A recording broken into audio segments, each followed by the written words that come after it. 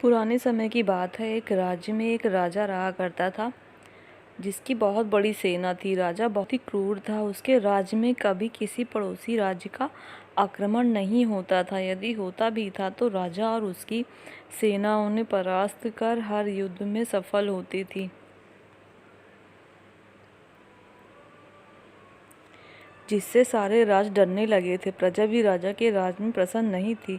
राजा नास्तिक व भोग विलास में लीन रहता था। राजा का एक चचेरा भाई भी था जो कि भगवान की आस्था में लीन रहता था और कभी बुरे काम न करता, ना ही किसी युद्ध में भाग लेता, ना ही हिंसा करता था।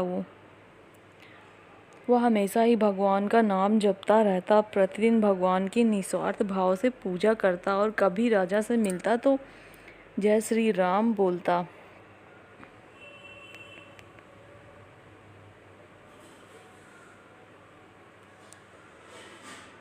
राजा इससे गुस्से में आ जाता है और कहता है, यदि भगवान होता है तो तेरी इतनी भक्ति और तेरे अच्छे कर्मों से आज तू राजा होता और मैं आज तेरे सलाह के रूप में काम करता। इसके उत्तर में भाई चुप रहता है। एक दिन सुबह राजा और उसका भाई जंगल में घूमने निकले। घूमते घूमते राजा को शाम हो गई, अंधेरा होने लगा था। दोनों लौट रहे थे कि अचानक रास्ते में कांटे आए और राजा के भाई के पैर में उन कांटों में उलझ गए।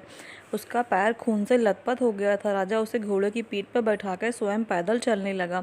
तभी थोड़ी दूर चलने पर राजा को सोने की ईंट मिलती है। उसे देखते ही राजा उसे उठाता है, अपने भाई से कहता है, देख। घर पहुंचते ही राजा का भाई मंदिर जाता है और भगवान के सामने खड़ा होकर बोलता है, हे भगवान, मैंने आज तक यदि सच्चे भाव से आपकी सेवा भक्ति की है तो आप मुझे दर्शन दीजिए। निस्वार्थ भाव, भक्ति और अच्छे कर्मों से भगवान प्रकट होते हैं और निराश होने का कारण पूछते हैं। तब राजा का भाई कहता है, भगवान, ये कैसा न्याय है।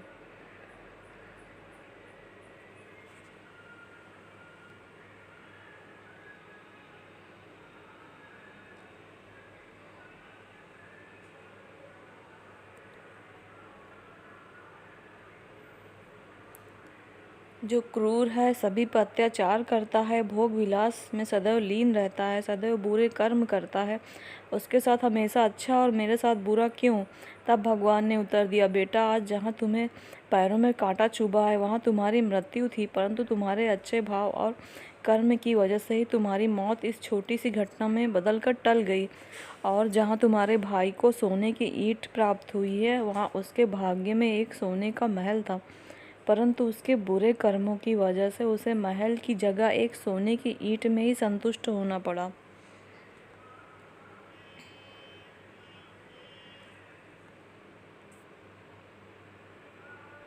कहानी का सार ये है कि जो आपके भाग्य में है वो आपको अवश्य मिलेगा, परंतु कर्म के अनुसार ही वो आपको प्राप्त होगा। यदि व्यक्ति के कर्म अच्छे होते हैं तो अच्छे कर्मों का फल आपको ज़रूर मिलेगा। वही बुरे कर्म करने वाले को भी अपने बुरे कर्मों के अनुसार फल ज़रूर मिलेगा। जैसा कर्म करेंगे वैसा फल आपको भोगना पड़ेगा। तो कैसी लगी आपको मेरी ये कहानी? अगर अच्छी लगी हो तो प्लीज़ मेरे चैनल सब्सक्राइब कर लीजिए।